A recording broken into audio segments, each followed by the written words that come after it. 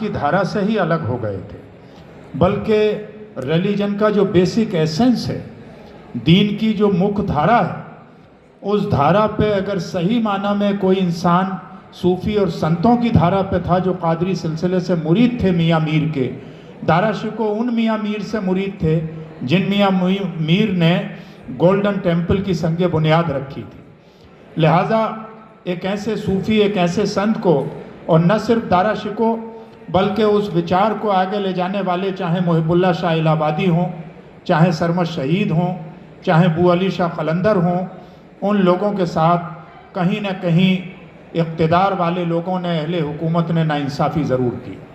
अब वक्त आ गया है कि फिर से दारा शिको और स्वामी विवेकानंदा, इन दोनों को, ये दोनों ऐसी धाराएं हैं कि अगर हिंदुस्तानी समाज उन दोनों के विचार को, उनकी समझ को, उनकी किताबों को, उनकी सोच को समझ ले, तो मैं ये समझता हूँ कि किसी भी तरह का कॉन्फ्लिक्ट हमारे समाज में नज़र नहीं आएगा।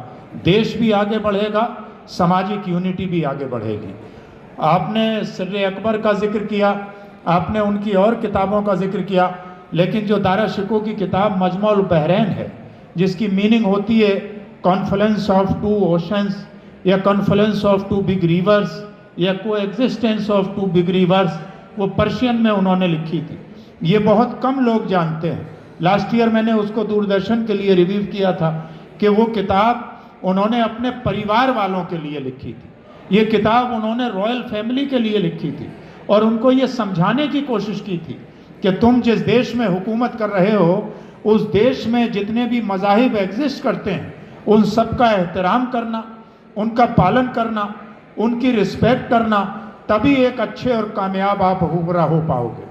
उन्होंने उन चीज़ों को तलाशा था कि इस्लाम और हिंदुइज़्म दोनों में किस तरह से यूनिटी पाई जाती है। अगर हम 4 दिशाओं के कायल हैं तो हिंदुइज़्म में 7 दिशाएं मानी जाती हैं। हम 7 आसमानों के कायल हैं तो यही वहाँ भी माना जाता है। He brought the lots of similarities between Islam and Hinduism. और किसी हिस्टोरियन ने बड़ी खूबसूरत बात कही थी कि अरब से निकलकर इस्लाम दुनिया के जिन देशों में भी पहुंचा, उनमें आयदर इस्लाम कंप्लीट फ्लॉप हुआ, या तो मुसलमानों को कंप्लीटली रिजेक्ट किया लोगों ने, या कंप्लीटली उसने स्वीप किया।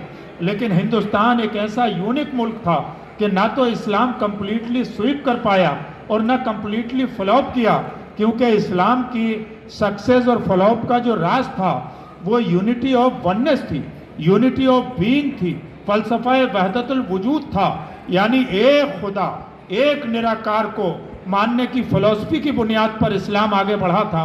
वो फ़िलॉसफी हिंदुस्तान में इस्लाम के आने से 5000 साल पहले से एग्जिस्ट करती थी कि हमारे यहाँ जो मीनिंग कुल हु वल्लाहु अहद अल्लाहु समद लम यलिद वलम यूलद की है, जो 5 टाइम की नमाजों में लोग पढ़ते हैं सूरह इखलास, उस मीनिंग से सिमिलर ऋग्वेदा में कई सारे श्लोक पाए जाते हैं। इसी तरह जो दूसरी कुरान की सूरा अल्हम्दुलिल्लाहि रब्बिल आलमीन अर्रहमानिर रहीम मालिक यौमिद्दीन इय्याका नअबुदु व इय्याका नस्तईन, ये सूरा एसेंशियल पार्ट है हमारी 5 टाइम प्रेयर का।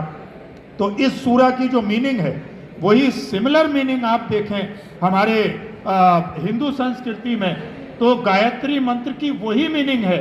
आप एक तरफ कोई गायत्री मंत्र पढ़ता हो, दूसरी तरफ सूरह फातिहा पढ़ता हो, और उसकी मीनिंग पे आप गौर करें तो मीनिंग इज़ वेरी सिमिलर।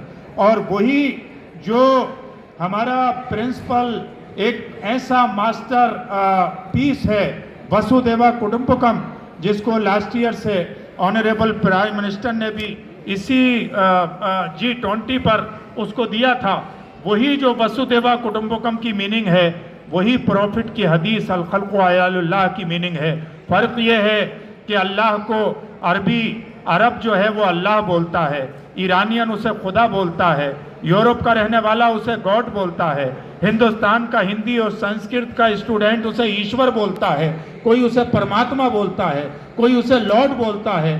तो सब खुदा की दुहाई देते हैं और नहीं जानते खुदा क्या है। जिस नाम से भी पुकारें, जिस अंदाज से भी पुकारें, उस तक जाने के रास्ते बहुत सारे हैं। निज़ामुद्दीन औलिया ने बहुत प्यारी बात कही थी कि हर कौम रास्त राहे दीन व क़िबला गाहे, यानी हर कौम का एक अपना, हर कम्युनिटी का, every community has its own path, its own direction, its own religion, कि हर कौम का अपना एक क़िबला है, हर कौम का अपना एक रास्ता है। तो जो जिस रास्ते से भी उसे पुकारे वो सुनता है, जो जिस रास्ते से भी उस तक जाना चाहे वो उस तक पहुंचता है। कोई पहाड़ों में जाने के बाद मेडिटेट करता है, कोई अपने वक्त का महात्मा बुद्ध बनता है, कोई अपने वक्त का महावीर जैन बनता है, कोई अपने वक्त का श्री कृष्ण बनता है, कोई अपने वक्त का श्री राम बनता है, कोई अपने वक्त में प्रॉफिट मोहम्मद बनता है, कोई गरीब नवाज बनता है। अलगरज कोई जो है वो अपने वक्त में स्वामी विवेकानंदा बन जाता है, कोई जो है वो सिखों के गुरु नानक देव बन जाते हैं, कभी कोई कबीर और जायसी और रहीमन बन जाता है। अलग अलग मज़ाहिब हो सकते हैं लेकिन हमारा डायरेक्शन एक है, इसको पहचानने की ज़रूरत है। इसी को इंट्रोड्यूस करने के लिए दारा शिकोह की जितनी राइटिंग्स हैं उनका फोकस है एक दूसरे के मज़ाहिब का एहतराम, एक दूसरे के मज़ाहिब की अंडरस्टैंडिंग। और उन्होंने वही बात कही है जो 1400 वर्ष पहले कुरान में लकुम दीनुकुम वलिय दीन के ज़रिए कही गई थी कि your religion for you and my religion for mine. जो कुरान में कहा गया था ला इकराह फिद्दीन, there is no force in religion. इसी एसेंस को, इसी फिलॉसफी को हमें समझने की ज़रूरत है, तो हम अपने देश को भी समझ पाएंगे, हम गंगा जमनी तहजीब को भी समझ पाएंगे, हम कंपोडिस कल्चर को भी समझ पाएंगे। क्योंकि आज के 21वीं सेंचुरी के 21st सेंचुरी के नौजवान के लिए बहुत ज़रूरी है कि इस बढ़ते हुए टेक्नोलॉजी के दौर में हम अपने देश के लिए, अपनी कंट्री के लिए, अपने समाज के लिए, अपने परिवार के लिए लाइबिलिटी ना बने बल्कि एसेट बने। हम बेगर ना बने बल्कि गिवर बने। और अगर एसेट बनना है तो आपका role model APJ Abdul Kalam जैसा होना चाहिए, आपका रोल मॉडल महात्मा गांधी होना चाहिए, आपका रोल मॉडल सुभाष चंद्र बोस होना चाहिए, आपका रोल मॉडल भगत सिंह होना चाहिए, आपका रोल मॉडल मौलाना आज़ाद होने चाहिए, आपके रोल मॉडल वो लोग होने चाहिए कबीर, रहीमन, जायसी, खुसरो, दारा शिकोह, रविंद्रनाथ टैगोर, वो शख्सियात होना चाहिए जिन्होंने अपने आप में एक तारीख बनाई है और आज हम उन्हें पढ़ते हैं। आप चाहे इंटरनेट के ज़रिए पढ़ें, आप चाहे किताबों के ज़रिए पढ़ें और किताबों से अपने रिश्तों को मजबूत करिए। 5 साल पहले खुसरो फाउंडेशन कायम हुआ और उसका उद्देश्य ये है कि हम अपने राष्ट्र की भाषाओं में उस अच्छे कंटेंट को आवाम तक पहुंचाना चाहते हैं।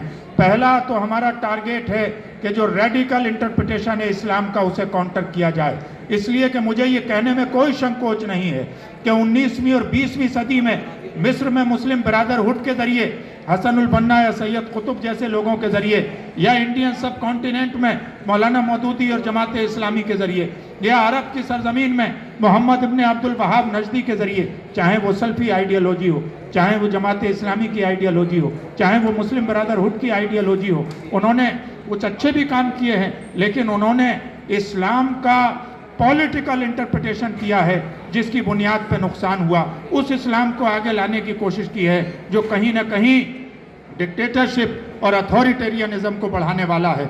हर दौर में अच्छे मुसलमान ने और अच्छे इंसान ने इक़्तिदार से हाथ धोए हैं। दारा शिकोह के साथ भी हिंदुस्तान में वही घटनाएं घटी जो करबला के मैदान में इमाम हुसैन के साथ घटी थी यजीद के ज़रिए। इसी तरह से हादसात के ना अपने समझ पाए ना दूसरे समझ पाए। लेकिन आज हम खुशनसीब हैं कि इस सदी में दारा शिकोह पे गुफ्तगू की जा रही है, दारा शिकोह को समझा जा रहा है और हमारी ये कोशिश है कि हम आने वाले 5 सालों में ऐसा लिटरेचर देश की 22 नेशनल लैंग्वेजेस में खुसरो फाउंडेशन तैयार करेगा।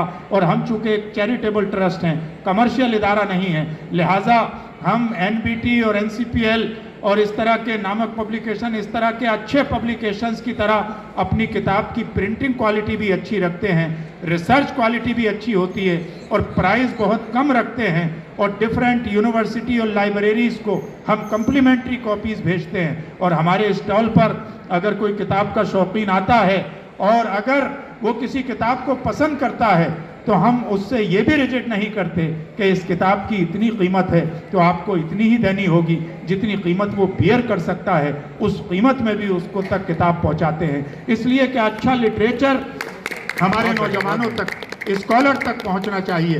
लिहाजा आने वाले दिनों में मैं ज़रूर चाहूँगा कि आप लोग हॉल नंबर 3 में ही M07 खुसरो फाउंडेशन के स्टॉल पर भी आएँ, अपनी पसंद की उर्दू, हिंदी, अंग्रेज़ी किताबें देखें। आज हमने ये दारा शिको एक सूफ़ी शहज़ादा रिलीज़ की है, जो कंप्लीट दारा शिको की लाइफ एंड वर्क के बारे में अगर आप जानना चाहते हैं तो अकेली ये किताब काफ़ी है। हमने बच्चों के लिए उर्दू और हिंदी दोनों में तिरंगा आंचल छापी है, सारा संसार एक परिवार छापी है हिंदी में।